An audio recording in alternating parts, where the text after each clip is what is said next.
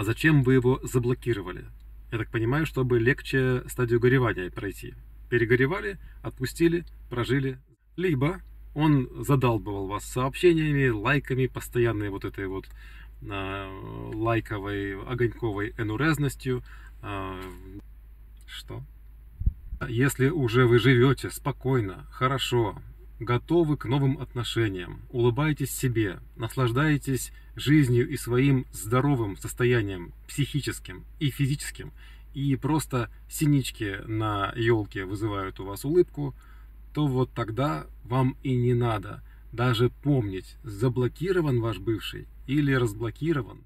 А еще можно разблокировать бывшего, чтобы он увидел, кого потерял, что вот какая вы стала крутая и вообще вся успешная, красивая, модная и после операции пластической.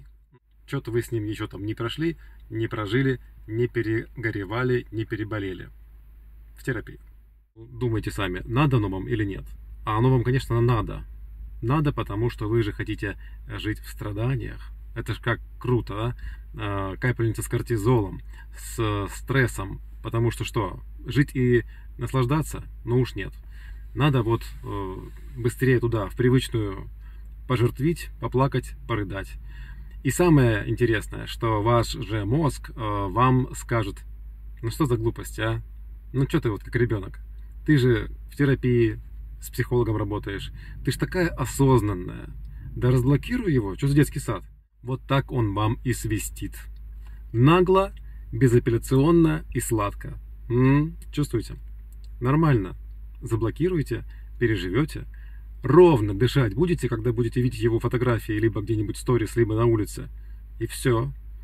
А так вы будете его встречать везде, постоянно, на улице, в магазине, в переулках, пока вы не уедете из своего поселка городского типа.